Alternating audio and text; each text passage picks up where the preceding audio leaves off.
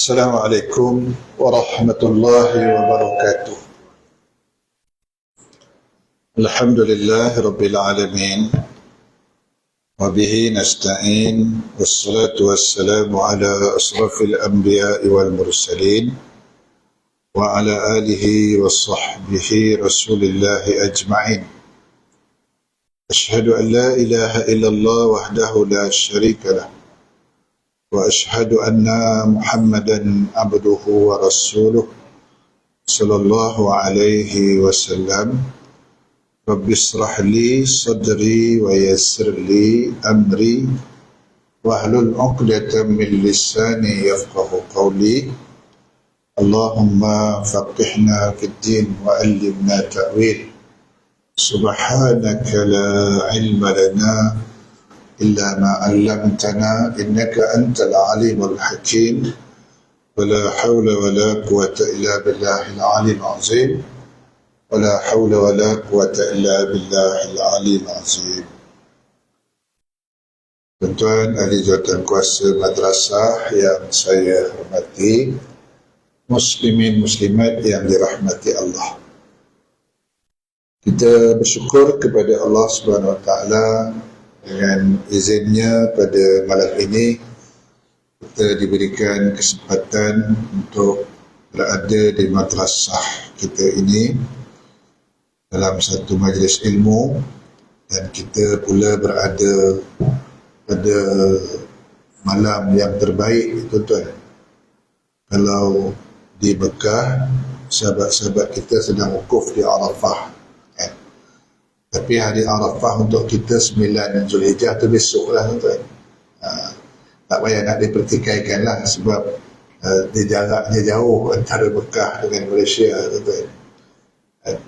Jadi maknanya untuk kita besok hari Arafah, dan kita disunatkan berpuasa besok, tuan-tuan. Puasa besok Allah berikan ganjaran pahala 2 tahun Allah SWT ampunkan dosa. Setahun yang lepas dan setahun yang akan datang. Ampunkan dosa untuk 2 tahun. Dan besok juga, tuan-tuan, termasuk dari kalangan saat-saat yang doa dimakbulkan. Dalam hadis kata, khairud doa, doa yaumil Arafah. Sebaik-baik doa adalah doa pada hari Arafah. Jadi besok kita perbanyakkanlah doa, tuan-tuan. Maknanya kita berada pada Arafah satu kelebihan lagi, kita dalam keadaan berpuasa, kan? Sebab Rasulullah kata orang yang berpuasa sampai dia berbuka, doa tu dimakbulkan oleh Allah SWT. Jadi besok berganda-ganda lah, tuan-tuan, di mana janjian makbul doa daripada Allah SWT. Ini saya azam, dan kita semua azam untuk melakukan puasa besok, tuan-tuan. Dan puasa sunat Arafah nama dia.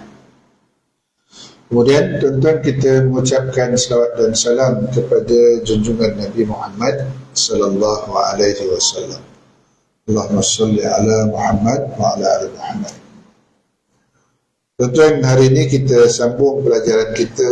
Kita guna kitab Sakratul Maut. Sakratul Maut, bersediakah anda menghadapinya? Kita ingat saya sebulan lepas saya dah bawa kitab ni, tuan-tuan. Jadi kita sambung malam ni berkaitan tentang kitab ni ditulis oleh Dr. Ain Abdullah Al-Qarni, tuan-tuan. Kita masih lagi membicarakan mukadimah daripada kitab ni. Disebutkan dalam kitab Wasyaya al-Ulama indal Maut, terdapat satu riwayat bahawa menjelang Abu Darda ni adalah salah seorang sahabat Nabi, tuan-tuan. Menjelang Abu Darda radhiyallahu anhu meninggal dunia, beliau berkata, adakah orang yang sanggup melawan pertarungan yang dahsyat ini? Abu Darda menganggap bahawa saat kematian itu adalah merupakan pertarungan yang dahsyat. Bertarung dengan apa, tuan-tuan? Bertarung dengan ada 3 perkara lah yang kita kena bertarung masa ni, tuan. Yang pertama, bertarung dengan kedatangan malaikat maut itu sendiri. Sebab malaikat maut ni kalau kita orang baik, dia datang dalam keadaan berwajah baik, kan? Kalau kita banyak dosa, ahli maksiat, dia datang dalam keadaan yang wajah menakut dan menggerunkan.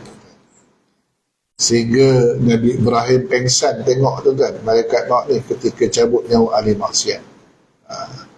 Terus sehingga apabila Nabi Ibrahim sedar daripada pengsannya, dia kata, cukuplah wahai malaikat maut, dengan melihat wajahmu sahaja sudah merupakan azab yang begitu dahsyat. Tengok muka je, belum cabut nyawa lagi tu kan. Itu makanya Abu Darda menyebutkan ini adalah pertarungan yang dahsyat. Kenapa? Kerana nak menghadapi sakitnya sakratul maut itu. Tu makanya Aisyah radhiyallahu anha berkata, kalaulah ada orang kata Aisyah mengatakan mati tu tak sakit, aku tak campurlah kata Aisyah, sebab aku sendiri melihat bagaimana Rasulullah sallallahu alaihi wasallam bermandi peluh dalam menghadapi gegaran sakratul maut. Mana Rasulullah tu bermandi peluh, kata Aisyah, masa Rasulullah menghadapi saat kematian. Itu Nabi Rasulullah maksum, tuan. Tak tahulah macam mana saya, macam mana kita nanti, tuan. Ini bukan hayalan, tuan. Ini dah dirasakan oleh sebahagian daripada ahli keluarga kita. Kita ni tunggu giliran je. Dan giliran ni bukan lama lagi pun, tuan. Mungkin dah dekat dah ni. Dah dekat dah. Okey, jadi kata Abu Darda, adakah orang yang sanggup melawan pertarungan yang dahsyat ini? Dia kata, adakah orang yang mampu mengalahkan kematian? Tak siapa dapat mampu mengalahkan kematian, tuan-tuan. Mati ni kita lari ke mana pun, malaikat maut tetap kejar kita, tuan-tuan. Nak lari ke mana kita? Tak ada tempat kita nak lari. Hatta menyorok dalam peti besi yang kuat sekalipun, tuan-tuan, malaikat maut akan sampai di dalam. Malaikat maut kita kunci rumah, adakah dia tak boleh masuk? Dia tidak memerlukan ruang, dia tak memerlukan udara, tuan, malaikat maut. Pada riwayat Nabi Daud, tak silap saya, tuan-tuan, Nabi Daud ni dikunci rumah dia rapat-rapat, tuan-tuan. Tapi apabila dia sampai rumah, tengok ada orang kat rumah, dia kata, kau siapa, macam mana kau boleh masuk? Dia kata, rumah aku berkunci, kata Nabi Daud. Aku malaikat maut, dia kata. Tuan-tuan nak kunci macam mana pun, nak lorok macam mana, tak boleh, tuan-tuan. Kan? Begitulah saya dan kita akan menjadi sasaran daripada malaikat maut untuk cabut nyawa kita tadi nanti. Dan adakah orang yang kuasa menghadapi huru-hara ini? Abu Darda kata begitu.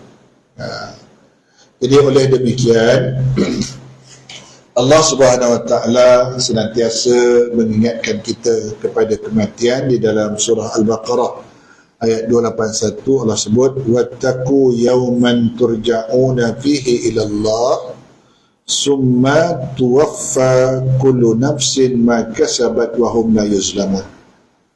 Allah kata, dan peliharalah dirimu daripada azab yang terjadi pada hari yang pada waktu itu kamu semua dikembalikan kepada Allah.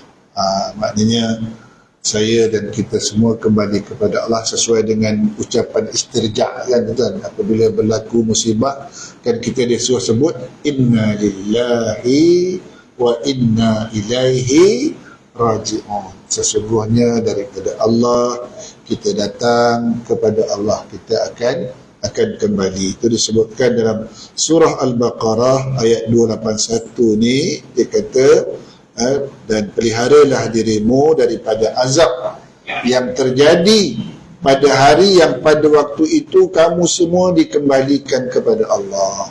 Maksudnya kita daripada Allah datang, kepada Allah kita akan kembali. Kemudian masing-masing diri, Allah kata, kullu nafsin ma kasabat, diberi balasan sempurna terhadap apa yang telah dikerjakannya. Maknanya masing-masing kita dapat balasan sesuai dengan apa yang kita buat lah, tuan. Kalau buat baik, balasannya baiklah. Kalau ahli maksiat, banyak dosa, tentulah buruk balasannya. Dia sesuai dengan ayat yang selalu kita baca, faman ya'mal misqala zarratin khairan yarah wa man ya'mal misqala zarratin syarran yarah.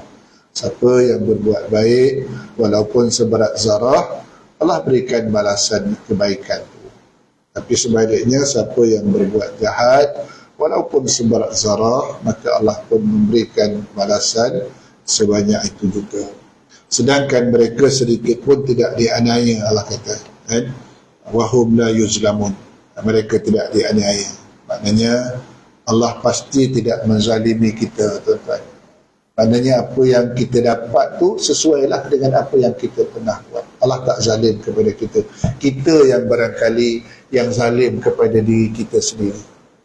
Kan tuan-tuan, saya pernah sebutkan dalam surah Fatir, Allah sebut bahwasanya ahli syurga tu ada 3 jenis. Ada 3 jenis ahli syurga. Yang pertama adalah kumpulan sabiqun bil khairat. Sabiqun bil khairat ni maknanya, ada ulama mengatakan orang yang masuk surga tanpa hisap. Dia masuk surga tanpa, itu kan ada hadis sebut, Rasulullah mengatakan ada 70,000 orang yang dimasukkan ke dalam surga tanpa hisap. Itu yang sahabat Nabi bernama Uqasyah dan kata, ya Rasulullah, doakanlah supaya aku masuk dalam kumpulan itu. Maka Rasul kata, ya, engkau masuk, kata kepada Uqasyah. Maka lepas tu datang seorang sahabat lagi, ya Rasulullah, tolong doakan aku, engkau telah didahului oleh Uqasyah, kata Nabi. Maknanya tak ada chance. 70,000 yang masuk surga tanpa hisap, kata Nabi SAW. Itu sebutkan dengan kumpulan pertama, sabiqun bil khairat. Kumpulan yang kedua dinamakan dengan muqtasid, tuan-tuan. Muqtasid ni maknanya dia diazab, di soal, disiasat lah, tapi tak sampai dicampakkan ke dalam neraka. Mungkin dalam kubur ada himpitan, kan tuan-tuan, tapi tak sampai dicampakkan ke dalam neraka. Ini kumpulan yang kedua, dia ahli syurga. Dan kumpulan yang ketiga, dia ahli syurga juga. Siapa yang disebutkan dengan zalimun li nafsih, itu disebutkan tadi dalam ayat wahum la yuzlamun. Sedangkan mereka tidak dizalimi, cuma manusia itu saja yang zalim kepada diri dia sendiri, tuan-tuan. Golongan zalimun li nafsih ni maknanya apa, tuan-tuan? Maknanya nanti dia kalau ditimbang, amalan jahatnya lebih berat daripada amalan baik ini. Maka dia dimasukkan ke dalam neraka dulu. Itu keyakinan kita Ahlussunnah wal Jamaah. Berapa lama dalam neraka? Ikut kadar dosa lah, tuan-tuan. Kalau dosa sikit, sekejap lah. Kalau dosa banyak, lama lah, tuan-tuan. Namun akhirnya dia akan dikeluarkan juga daripada neraka dan dimasukkan dia ke dalam syurga. Cuma orang yang mati dalam keadaan mempersekutukan Allah, tuan-tuan, yang syirik, dia kekal lah, dia tak boleh keluar daripada neraka. Dia khalidina fiha abada, dia akan kekal selama-lamanya dalam neraka. Orang yang mati, walaupun dia orang Islam, tapi mati dalam keadaan syirik kepada Allah. Mana dia percaya benda-benda yang mengarut, tuan-tuan, kan? Percaya kepada sihir dan sebagainya, mengamalkan sihir dan sebagainya. Itu termasuk orang yang rosak dia punya syahadah dia. Na'udzubillah min dzalik. Kemudian di dalam surah Al-An'am ayat 61-62, Allah pula menyebutkan hatta iza jaa ahadukumul maut, sehingga apabila datang kematian kepada salah seorang di antara kamu, tawaffathu rusuluna, dia diwafatkan oleh malaikat-malaikat kami, wahum la yufarritun, dan malaikat-malaikat kami itu tidak melalaikan kewajibannya. Ini tuan-tuan, di dalam ayat ini nak menggambarkan bahawasanya rusuluna ni maknanya pembantu kepada malaikat maut. Maknanya dalam hadis yang lain, dalam keterangan yang lain, yang rusuluna ni pembantu kepada malaikat maut ni ramai, tuan-tuan. Dia katakan tidak terhad jumlahnya. Dia kalau berlaku kematian sekali serentak atau sejuta orang, tak ada masalah. Sebab rusuluna ni pembantu malaikat maut ni jumlahnya ramai sangat. Jadi tuan-tuan jangan risaulah. Sampai saatnya tuan-tuan pasti akan ada yang cabut nyawa kita. Fa'iza ja'a ajaluhum la yastakhiruna sa'atan wa la yastaqdimun. Ajal sampai dia tak boleh undur sesaat dan tak boleh dimajukan walaupun sesaat. Tepat masanya, masa tu malaikat maut akan datang. Kalau malaikat maut tak datang, dia hantar utusan dia, tuan-tuan. Dia sebutkan dengan rusuluna tadi. Kan? Jadi malaikat-malaikat ini tidak melalaikan tugas dia. Summa ruddu ilallahi maulahumul haq ala lahul hukmu wa huwa asra'ul hasibin. Kan? Kemudian mereka hamba Allah dikembalikan kepada Allah, penguasa mereka sebenarnya. Ketahuilah bahawa segala hukum pada hari itu hanyalah kepunyaan Allah, dan dialah pembuat perhitungan yang paling cepat. Masa tu kan tuan-tuan, Allah lah maha dia yang menghakimi kita, tuan-tuan. Kan? Sebab apa? Sebab kalau di dunia ni kan tuan-tuan yang dirahmati Allah, kalau hakim ni manusia, kadang-kadang dia tersalah hukum, tuan-tuan. Tersalah hukum. Dan orang yang tak bersalah jadi bersalah, orang bersalah jadi tak bersalah, tuan-tuan. Itu makanya ada pengadilan di akhirat sana, tuan-tuan. Sebab kadang-kadang di dunia ni, orang yang banyak duit dia boleh sewa lawyer mahal, tuan-tuan. Sewa lawyer pandai bersedak lidah lawyer tu, sehingga dalam kes tu sebetulnya dia salah, lalah dia menang, tuan-tuan. Jadi hamba Allah yang betul tadi teraniaya lah. Itu makanya ada penghakiman Allah, satu-satunya hakim nanti di sana. Tak selesai di dunia, nanti dia selesai di akhirat. Okay. Kemudian di dalam surah Qaf ayat 16 hingga ayat 62, Allah pula berfirman, laqad khalaqnal insana wa na'lamu ma tuwaswisu bihi nafsuh wa nahnu aqrabu ilaihi min hablil warid. Allah kata, sesungguhnya kami telah menciptakan manusia dan mengetahui apa-apa yang dibisikkan oleh hatinya. Maksudnya Allah tahu, tuan-tuan, apa yang hati kita bisik, kan? Dan kami, Allah kata, wa nahnu aqrabu ilaihi min hablil warid. Kami ni lebih dekat kepadanya daripada urat lehernya. Maksudnya Allah kata, aku ni lebih dekat kepada kamu daripada urat leher kamu. Nak menyebutkan Allah ni begitu hampir dengan kita. Is yatalaqal mutalaqiyan anil yamini wa anil shimali qa'id, iaitu ketika dua malaikat mencatat amal perbuatannya, satu duduk di sebelah kanan sedangkan yang lain duduk di sebelah kiri. Malaikat apa? Rakib atid. Ni kita senantiasa, tuan-tuan. Malaikat rakib atid dia tak pernah lepa, tuan-tuan. Dia senantiasa ada kat sini. Kalau kita buat baik, yang kanan adalah yang catat. Kalau kita buat jahat, yang buruk yang catat. Kemudian dia kata, ma yalfizu min qawlin illa ladaihi raqibun atid. Tak ada satu ucapan pun yang diucapkannya, melainkan ada di dekatnya malaikat pengawas yang selalu hadir. Maknanya apa, tuan-tuan? Maknanya tak ada satu patah perkataan pun yang kita lafazkan, pasti ada rekod. Pasti ada rekod. Dan alangkah baiknya kalau yang direkod tu yang kita banyak sebut adalah zikrullah. Alangkah indahnya kalau yang banyak kita sebut tu adalah qiraatul Quran. Rugi besarlah kalau yang kita sebut tu adalah perkataan duk maki hamun orang, dan duk memfitnah orang, mengumpat orang. Itu maknanya yang sebelah kiri lah tulis lah, atid lah yang tulis tu. Tak ada satu perpatah perkataan pun yang hilang macam tu saja. Pasti ada rekod dia nanti di sisi Allah. Allahu Akbar. Tu masa tu disebutkan dengan hari pendedahan tu kan. Dipertontonkan telah kita di halayak ramai apa yang pernah kita buat semasa di dunia dahulu. Masa tu, tuan-tuan, tu kita di antara doa kita besok, tuan-tuan, minta supaya Allah SWT jangan malukan kita, tuan-tuan, di halayak ramai nanti di mahsyar. Dekat dunia ni, tuan-tuan, kita boleh berselindung, tuan-tuan. Itu pun kerana Allah Allah simpan ataupun Allah pelihara, Allah lindungi aib kita, tuan. Allah lindungi aib kita. Kita ni kalau Allah nak buka, nak dedahkan aib kita, tuan-tuan, ya Allah, dan tak tahu nak letak kat mana muka kita ni, tuan-tuan. Ya Allah lindungi aib kita. Itu makanya Allah kita buat dosa pada waktu siang, Allah tutup aib kita pada waktu malam.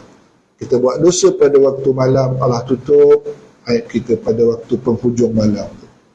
Tapi saya selalu sebut, Rasulullah kata celakanya manusia ni, dia buat dosa waktu malam, Allah tutup aib dia.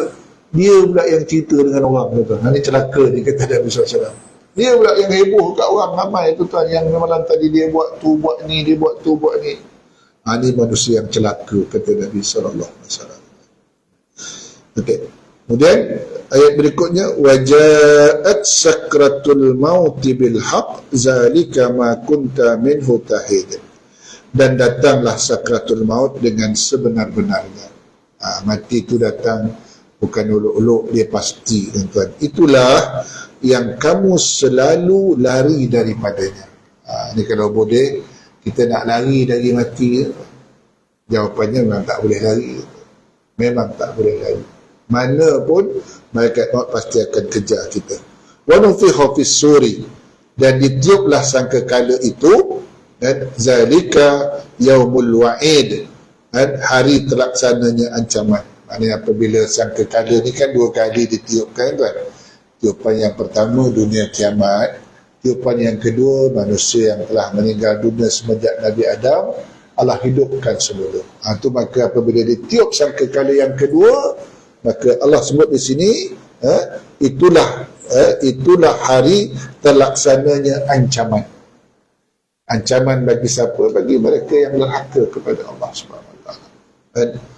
Kemudian waja'at kullu nafsin ma'aha sa'iqu wa syahid, dan datanglah tiap-tiap diri bersama dengan dia satu malaikat pengiring dan satu malaikat penyaksi. Ada 2 malaikat, tuan-tuan, nanti datang, satu malaikat pengiring, satu malaikat sebagai menyaksikan, tuan-tuan. Tak boleh, saya tak boleh kerentung langsung kita nanti dekat sana, tuan. Tak boleh kerentung. Hatta sampai satu peringkat, saya pernah sebut, tuan-tuan, kalau pun tak ada malaikat, tuan-tuan, ketika itu seluruh tubuh anggota badan kita menjadi saksi, tuan. Itu kan dalam satu riwayat disebutkan, apabila seorang hamba Allah tu dihadapkan catatan amalan dia, dia tengok banyak benda yang buruk, tuan-tuan. Dia komplain, ya Allah, aku tak buat semuanya ni, apa ada dalam catatan ni malaikat ni mesti salah catat. Dia kata macam tu, tuan-tuan. Dalam riwayat dikisahkan macam tu, ni mesti malaikat salah catat ni. Kata Allah SWT, tak apalah kalau kamu tak percaya, tapi aku nak datangkan saksi. Aku nak datangkan saksi untuk membenarkan apa yang ditulis oleh malaikat. Dia pun tulis kanan, tulis kiri, tulis depan, tulis belakang, mana dia tak ada saksi tu. Rupa-rupanya ketika itu Allah perintahkan mata sendiri, tu kan, mata dia sendiri. Mata, Allah cakap, cuba cakap, mata pun cakap, tuan-tuan, dia kata mata, ya Allah, aku ni dipergunakan untuk menengok benda yang tak patut itu. Baru padan muka kita, tuan-tuan. Mata kita ni kan, kita ingat punya kita di sebelah kita, tak, tuan-tuan. Dekat sana nanti dia mengadu kepada Allah yang kita gunakan dia untuk derhaka kepada Allah. Masa tu tangan pun cakap. Dan surah Yasin kan, nakhtimu ala afwahihim wa tukallimuna aydihim wa tashhadu arjuluhum bima kanu yaksibun. Pada hari ni aku kunci mulut kamu. Mulut dia tak cakap masa tu, tuan. Wa tukallimuna aydihim, dan akan bercakap tangan kamu. Wa tashhadu arjuluhum, kaki kamu menjadi saksi bima kanu yaksibun, terhadap apa yang kamu lakukan semasa kamu. Semua cakap, tuan. Mata cakap, telinga cakap, mulut dia tak boleh cakap. Sebab mulut kalau cakap, dia nak kelentong pergi masa tu. Tangan cakap, kaki jadi saksi. Bahkan disebutkan dalam satu riwayat, sampai peringkat anggota kemaluan dia pun cakap. Ya Allah, aku digunakan untuk berzina, wahai Allah. Mengadu kata keluar negeri hadapan Allah. Jadi masa tu tak ada apa lagi dah, tuan. Tak ada apa, dah tubuh anggota badan kita pun tak menyebelahi kita masa tu. Masa tak ada belahi kita. Itu makanya disebutkan di sini bahawasanya Allah SWT kata, datanglah tiap-tiap diri bersama dengan satu malaikat pengiring dan satu malaikat penyaksi. Dan walaqad kunta fi ghaflatin min hadza, sesungguhnya kamu berada dalam keadaan lalai daripada hal ini. Maknanya semasa di dunia ni kita tak perhatikan sangat masalah ini yang kita semua akan dipersoalkan nanti di hadapan Allah SWT daripada perkara yang sebesar-besarnya sampailah daripada perkara yang sekecil-kecilnya, semua nanti Allah akan minta pertanggungjawaban kepada kita, tuan-tuan. Laqad kunta fi ghaflatin min hadza fakashafna anka ghita'aka fabasaruka al-yawmal hadid. Sesungguhnya kamu berada dalam keadaan lalai daripada hal ini, maka kami singkapkan daripadamu tutup yang menutupi matamu, maka penglihatanmu pada hari itu amat tajam. Mana masa tu Allah singkapkan semua, tuan-tuan. Ini yang paling kita takutkan masa ni lah, tuan-tuan. Masa dipaparkan kepada kita catatan amalan kita. Yang dalam satu riwayat, tuan-tuan, Aisyah ni, saya ulang balik, Aisyah tanya kepada Nabi SAW, ya Rasulullah, nanti di akhirat kau ingat ke dengan aku? Aisyah tanya macam tu, adakah engkau ingat kepadaku ya Rasulullah? Aisyah tanya kepada suaminya, Rasulullah SAW. Maka Rasulullah SAW berkata, wahai Aisyah, ada 3 tempat di sana nanti, siapa pun tak ingat kepada siapa. Aku pun tak ingat engkau, suami pun tak ingat isteri, mak bapak pun tak ingat anak-anak, adik-beradik pun tak ingat adik-beradik lain. Masa bila? Masa ketika meniti titian surat. Selagi tak sampai dia ke seberang, selagi tu siapa pun tak ingat kepada siapa-siapa, kata Nabi SAW. Sama. Yang kedua, masa bila? Masa diserah catatan tadi, tak tahu tangan mana yang dia nak terima. Dia terima daripada sebelah kanan ataupun di sebelah kiri. Selasa tu kata Nabi, siapa pun tak ingat pada satu apa. Kalau dah terima sebelah kanan tu, sejuk dah, tuan. Baru dia ingat orang rumah aku mana, gitu kan. Selagi dia tak tahu dia terima sebelah mana, selagi tu siapa tak tahu. Kemudian yang ketiga, masa ditimbang tadi, tuan-tuan. Selagi dia tak tahu mana yang lebih berat, sama ada kebaikannya atau keburukannya, selagi itu siapa pun tak ingat kepada siapa-siapa. Namun saya nak ingatkan kepada kita semua, Allah ni dia maha pengasih, tuan. Allah ni dia maha penyayang. Satu kejahatan kita buat, dia tulis satu saja. Tapi satu kebaikan, dia tulis dilipat ganda berapa? Minimum 10. Maksimum sampai 700 saja. Kita tengok kasih sayang Allah kepada kita hamba-Nya. Maknanya, kalau kita buat 5 dalam kitab Tabihul Ghafilin dibahas ni, tuan. Kalau kita buat 5 dosa, kemudian kita buat 1 kebaikan, kita ada 5 lagi, tuan. Ada 5 lagi. Itu minimum tu. Kan? Sebab 1 kebaikan dibalas berapa tadi? 10, kan? Kalau kita buat 5 dosa, yang 5 tu untuk cover yang 5, yang 5 lagi masih ada lagi dalam simpanan kita. Ini nak menggambarkan betapa pengasihnya, penyayangnya Allah SWT. Itu maksimum minimum, tuan-tuan. 1 kebaikan dibalas dengan 10 kali ganda. Bayangkan kalau kita baca Al-Quran, kan, kita baca Al-Quran, 1 diberi ganjaran 1 huruf, tuan-tuan. Alif Lam Mim bukan 1 huruf. Alif Lam Mim, alif 1 huruf, lam 1 huruf, mim je. Maknanya kita baca alif Lam Mim je dah, kita dapat dah 30, tuan. Dia nak menggambarkan mudahnya Allah nak bagi kebaikan supaya kita semua ni tetap terselamat daripada azab api neraka dan dimasukkan kita ke dalam surga dengan rahmat Allah SWT. Itu kasih sayang Allah kepada kita hamba-Nya. Okay. Kemudian di samping itu, tuan-tuan, disebutkan dalam riwayat yang lain, sudah terlanjur saya sebut berkaitan tentang mahsyar, tuan. Dalam satu hadis apabila kita dibangkitkan daripada kubur nanti, kita terbagi pada 3 golongan, kata Nabi SAW. 3 golongan. Dia bagi 3. Golongan pertama, kata Nabi, dia bangkit saja dah sedia dah kenderaan. Apa jenis kenderaan, tak Ferrari ke, tak Mustang ke, tak Wallahualam ke. Tapi dah ada dah kenderaan. Harap kenderaan kita ni besar sikit lah, kenderaan jenis bas lah, yang boleh masuk isteri sekali, anak-anak sekali, cucu cicit sekali. Kita nak menuju ke mahsyar, menuju pengadilan dan sama-sama masuk ke dalam syurga. Anak, isteri, cucu-cucu sekali. Harap-harap masa tu tak ada yang tercecer kan, tuan. Tak ada yang tercecer. Sebab ada yang tercecer kan, tuan. Tuan-tuan bayangkan anak tuan-tuan 5 orang, tengok alung tak ada. Tu tak ada hari yang paling terkilan hari itulah, tuan-tuan. Hari itulah. Hari raya, besok sambut raya, kita seronok kan kalau anak-anak cucu-cucu balik kampung. Kalau seorang tak balik, kita rasa terkilan kan. Ini tuan-tuan raya yang sebetul masa ni lah ni.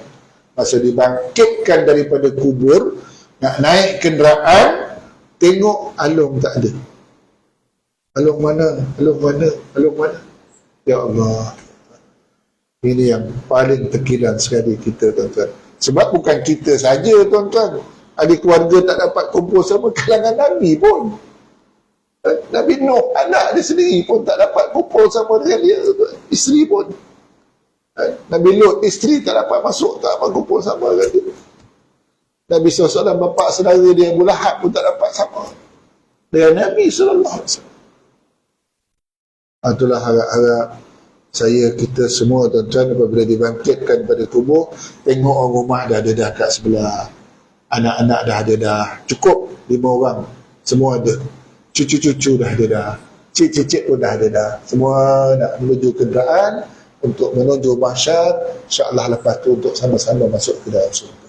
Ya Allah, seronok yang masa tu, tuan-tuan. Yang kedua, kata Nabi SAW, ada orang yang terpaksa berjalan kaki. Berjalan kaki okey lagi, tuan. Berjalan kaki ke bawah, pada ke atas, jalan macam biasa. Dan kalau keluarga jalan sama-sama, okey lah. Tapi Rasulullah kata yang ketiga ni, ada yang berjalan kepala ke bawah, kaki ke atas, tuan. Kepala ke bawah, kaki ke atas. Pelik? Ya, memang pelik. Boleh ke? Boleh, bagi Allah mudah je. Allah boleh jalankan manusia dengan kaki ke bawah, kepala ke atas. Allah boleh juga pusing kepala ke bawah, berjalan dengan muka, tuan. Ya Allah. Ya Allah. A'udzubillah. Okey, kita lanjutkan. Dalam sebuah hadis yang diriwayatkan oleh Tirmizi dengan sanad hasan, bahawa Rasulullah SAW bersabda, aksiru min zikri hazimil lazat, perbanyaklah daripada mengingat si pencabut seluruh kesenangan, yakni kematian. Maksudnya kita, tuan-tuan, disuruh banyak ingat mati, banyak ingat mati. Dia kata, dan sebab dalam hadis yang lain Rasulullah kata, orang yang pandai, orang yang cerdik. Rasulullah ditanya, siapakah orang yang cerdik itu? Maka Rasulullah kata, orang yang cerdik itu adalah orang yang banyak ingat mati, lalu dia buat persiapan bagi menghadapi saat-saat kematian itu. Rasulullah tak kata orang yang cerdik itu orang yang dah ada profesor penuh, tak ada. Rasulullah tak kata. Orang yang cerdik itu orang yang ada master lah, orang yang ada profesor lah, orang yang ada PhD. Tak, Rasulullah tak kata. Orang yang cerdik itu adalah orang yang banyak ingat mati, lalu dia buat persiapan bagi menghadapi saat-saat kematian itu. Itulah orang yang cerdik menurut baginda Rasulullah sallallahu alaihi wasallam. Kemudian dalam hadis riwayat, tuan-tuan, Rasulullah satu riwayat tadi hadis, fama zukira fi qalilin illa kassarah wala fi kasirin illa qallalah. Kata Nabi SAW, orang yang sentiasa mengingat kematian, maka hartanya yang sedikit akan dianggap sudah banyak. Sebaliknya, orang yang tak ingat mati, dia kata, tidak mengingati kematian, Jika hartanya dah banyak bertimbun, maka dia rasa masih lagi sedikit. Kan? Mana orang yang ingat mati ni, walaupun dia hanya memiliki harta sedikit, dia rasa banyak. Dia kata, harta ni bukan aku bawa masuk kubur pun. Dia kata, alhamdulillah. Tapi dia berusaha lah. Dia tidak berpangku tangan. Tuan. Tapi sebaliknya, kata Nabi SAW, orang yang tak ingat mati, walaupun dia dah memiliki harta yang bertimbun banyak, dia rasa masih lagi sikit. Apabila dia masih lagi sikit, tuan-tuan, orang dah ada dah dekat masjid, dekat surau maghrib, dia tempat kerja lagi, tuan. Dia masih lagi nak menghimpun harta kekayaan, tuan-tuan. Rasulullah SAW menyebutkan manusia ni dia dah ada satu lembah emas. Nak gambarkan tamaknya manusia kepada harta benda dunia itu. Dia akan cari lembah yang kedua, kata Nabi SAW. Dia dah ada 2 lembah emas, dia cari lembah yang ketiga. Dia takkan pernah puas. Begitulah seterusnya. Bila dia berhenti, kata Nabi, dia berhenti apabila tanah kubur dah masuk dalam mulut dia. Baru dia berhenti, kata Nabi SAW. Begitulah cintanya manusia ni, seronoknya, sukanya manusia ni kepada harta benda, harta kekayaan. Dia takkan berhenti, tuan-tuan. Okey. Kemudian dikatakan sebab kematian dinamakan dengan si pencabut seluruh kesenangan, kerana dia dapat memisahkan antara seseorang dengan apa yang dicintainya. Dia mati ini disebutkan dengan pencabut seluruh kesenangan, tuan-tuan. Sebab apa? Kerana dia boleh memisahkan antara seseorang dengan apa yang dia cinta. Dan kalau dia cintakan harta, dia akan berpisah dengan hartanya itu. Kalau dia mencintai orang yang tersayang, dia pun akan tinggalkan orang yang tersayang. Dan manusia ni yang dicintainya 3 lah, tuan. Yang kita kenal dengan 3 ta kan. Harta, tahta, kalau orang lelaki, wanita lah, tuan. Ini 3 ni lah. Dan 3 benda ni lah juga yang pernah ditawarkan kepada Nabi SAW, supaya Rasulullah berhenti daripada menyebarkan dakwah Islam. Hai Muhammad, kalau kau nak harta, kami akan kumpulkan harta penduduk Mekah ni, kami akan serahkan kepadamu. Kalau kau nak wanita, kami cari wanita-wanita cantik di Mekah ni untuk kamu persuntingkan. Dan kalau kau nak tahta, kami lantik kamu jadi raja, kata pemuka kafir Quraisy. Tapi jangan ganggu agama nenek moyang kami dan stop daripada menyebarkan agamamu. Lalu jawab Nabi apa? Walaupun kau letakkan bulan di sebelah kananku, matahari di sebelah kiriku, aku tidak akan berganjak walaupun setapak, ataupun aku akan binasa kerana. Kata Nabi SAW, jawab dengan tegas begitu. Rasulullah jawab begitu. Dan inilah yang menghantui manusia hari ini, tuan-tuan. Harta, tahta, wanita, tuan-tuan. Okey. Kemudian tuan-tuan yang saya kasih sekalian, sebab dikata kematian tadi si pencabut kesenangan kerana dia akan terpisah daripada orang yang disayang dan harta yang dimiliki, dan dia akan mendatangkan malapetaka yang besar sehingga dicampakkan ke dalam liang lahat yang gelap gelita. Akhirnya dia akan dicampakkan ke liang lahat. Tuan-tuan, masa apabila kita meninggal dunia nanti kan, tuan-tuan, sebagaimana yang disebutkan tadi, mati itu sakit kan? Mati itu sakit. Maka tu orang yang mandikan jenazah tu dia tak bagi orang yang kasar tu kan. Sebab mayat tu cakap kan, dia kata, wahai orang yang mandikan aku, janganlah kau gunakan air yang terlalu panas dan janganlah kau gunakan air yang terlalu dingin. Dia kata pelan-pelanlah sikit, dia kata, sebab tubuh aku ni melecur. Dia kata melecur tubuhku selepas roh keluar daripada jasad. Sebab sakit dia mati itu menyebabkan tubuh melecur. Ya Allah. Kemudian kalau dia orang beriman, dia minta dipercepatkan. Tolonglah cepat uruskan jenazah aku, dia kata. Cepat mandikan, cepat kafankan, dan cepat sembahyangkan, dan cepat hantarkan jenazahku ke tanah perkuburan. Sebab apa? Sebab dia dah tak sabar tuan-tuan nak menikmati raudah min riyadil jannah, sebahagian daripada taman surga yang Allah sediakan untuknya di dalam kuburnya. Tapi kalau dia ahli maksiat tuan-tuan, sebaliknya. Dia kata, kamu nak hantar aku pergi mana ni? Dia menjerit tuan-tuan. Dia menjerit. Rasulullah SAW menyebutkan jeritan itu didengar oleh semua makhluk kecuali jin dan manusia.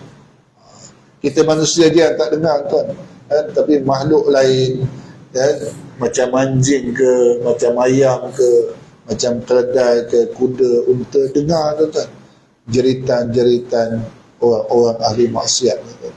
Itu yang saya pernah kata, orang Arab kan tuan-tuan, kalau anak unta dia, anak kuda dia tak nak menyusu kan, dia orang bawa anak dengan ibu dia tu ke kubur.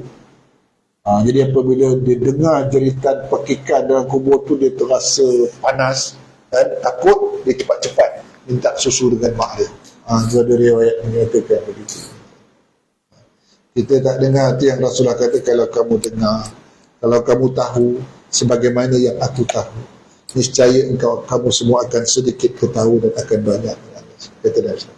Kalau kamu tahu macam yang aku tahu, kata Nabi SAW. Sebab apa? Sebab kepada Nabi SAW kadang-kadang Allah bukakan hijab. Namun satu mana itu maksudnya, kecuali yang diberitahu Allah bukakan hijab antara dirinya dengan alam barzakh. Kita kena berhenti ke? Tak. Sama sikit ya, sikit dulu.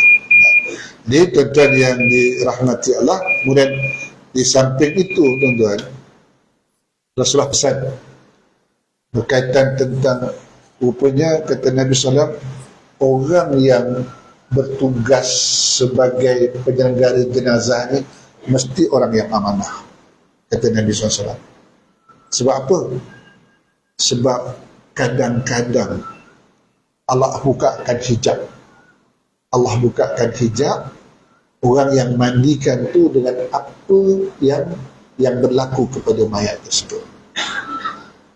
Tak jarang tuan-tuan, orang yang mati ada dimandikan tu, masa dia waktu tu keluar ulat banyak daripada mulut dia. Ada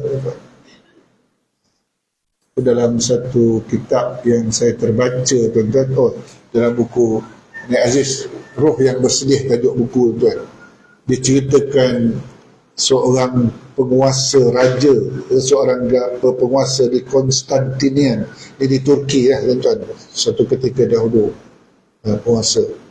Apabila dia mati, maka orang pun gali kubur dia tuan-tuan. Gali tu kubur tu, tiba-tiba ada seekor ular hitam dalam kubur. Ada ular tuan. Ada ular. Jadi orang yang duk gali ni husnuzon, bersangka baik. Dia kata, kawasan ni kawasan ular kot. Kita tutup balik lah, kita cari tempat lain. Tutup, gali lagi ada ular lagi. Tuan-tuan tahu berapa liang dia gali? 30 liang. Ke 30 tu semuanya ada ular dalam kubur tu. Rupanya ular tu tuan-tuan, dia adalah hasil amal perbuatan dia. Amal perbuatan dia. Jadi mana tempat pun dia gali, dia tak ada lah tuan-tuan. Sebab tu adalah berpunca daripada amal buruk yang dia buat. Mungkin daripada dia, ular ni ada kaitan dengan harta lah tuan-tuan. Dia tak payah zakat harta dan sebagainya. Ada ular hitam, akhirnya tak ada pilihan, masukkan lah dalam kubur yang walaupun ada ular. Ya Allah. Tu maknanya tuan-tuan, saya katakan tadi, orang yang mandikan jenazah tu mesti orang yang amanah. Sebab kadang-kadang Allah buka hijab. Dia perlu hijab, kalau dia cerita dengan orang lain kan dah jadi aib kan tuan-tuan. Kemudian satu lagi tuan-tuan, masa masukkan jenazah dalam liang tu pun orang yang sambut tu, orang yang kat dalam tu mesti juga orang yang amanah tuan. Sebab tidak termungkin, tak terkecuali kadang-kadang Allah buka hijab di situ tuan. Buka hijab di situ, contohnya macam tadi lah, ada ular, kadang-kadang dia punya kubur tu dah ukur dah, tapi beberapa kali tak cukup, tak muat, tak cukup panjang. Ada tuan-tuan, ada macam ada kain kapan macam tu juga. Dekat 10 kali ukur tuan. Kain kapan berapa banyak kain terbuang jadinya tuan. Ukur tak cukup. Ukur tak cukup tuan. Ada macam tu. Allah. Nauzubillah min zalik. Kita minta lah tuan-tuan agar berlaku kepada saya, kepada kita nanti adalah perkara yang baik-baik saja. Kita doa, Allahumma khtim lana bihusnil khatimah. Ya Allah, akhirilah hidupku penutup dengan penutup yang baik. Wala takhtim alaina ya Allah bisu. Jangan kau fitnah, jangan kau datangkan fitnah kepadaku masa itu ya Allah. Sebab itu makanya kita doa selepas baca fil alamin innaka hamidum majid kan, kita disuruh baca doa Allahumma inni a'udzubika min azabin nar wa a'udzubika min azabil qubr wa min fitnatil mahya wal mamat wa min fitnatil masyihid dajjal. Lepas fil alamin innaka hamidum majid kita suruh baca tu, minta berlindung daripada azab kubur, azab api neraka, fitnah hidup dan fitnah mati, dan dijauhkan daripada fitnah masyihid dajjal. Itu kita disunahkan membaca selepas kita baca fil alamin innaka hamidum majid. Okey, tuan-tuan, saya tak bercadang nak panjangkan kuliah saya. Mudah-mudahan perkongsian ini ada baiknya untuk saya. Saya nak ingat sekali lagi, jangan lupa besok kita kena puasa sunat tuan-tuan, puasa sunat hari Arafah dah. Ganjaran pahalanya Allah ampunkan 2 tahun kan? 2 tahun, setahun yang lepas dan tahun akan datang. Dosa-dosa kecil lah tuan, dosa besar kita kena minta, kita bertaubat kepada Allah SWT. Dan besok adalah saat di mana doa makbul. Perbanyakkanlah doa tuan-tuan, doa, terutama doa supaya Allah pelihara iman kita tuan. Sebab kita ni kan Rasulullah ajar, ya mukallibal qulub tsabbit qulub qalbi ala dinika wa ala ta'atik. Wahai Tuhan yang membolak-balikkan hati, tetaplah aku dalam agamamu dan dalam ketaatan kepadamu. Kita minta begitu kepada Allah dan minta dimurahkanlah rezeki supaya dapat diundang lagi untuk menunaikan ibadah umrah ataupun haji, untuk dapat lagi jumpalah dengan Nabi SAW, ziarahi kubur Nabi. Okey, kita tangguh dengan tasbih kafarah dan suratul As. Subhanakallahumma wa bihamdika asyhadu an la ilaha illa anta astaghfiruka wa atubu ilaik. Bismillahirrahmanirrahim. Wal 'asri innal insana lafi khusr illa alladhina amanu wa 'amilus shalihat wa tawassaw bil haqq wa tawassaw bis sabr. Wabillahi taufiq wal hidayah. Assalamualaikum warahmatullahi wabarakatuh.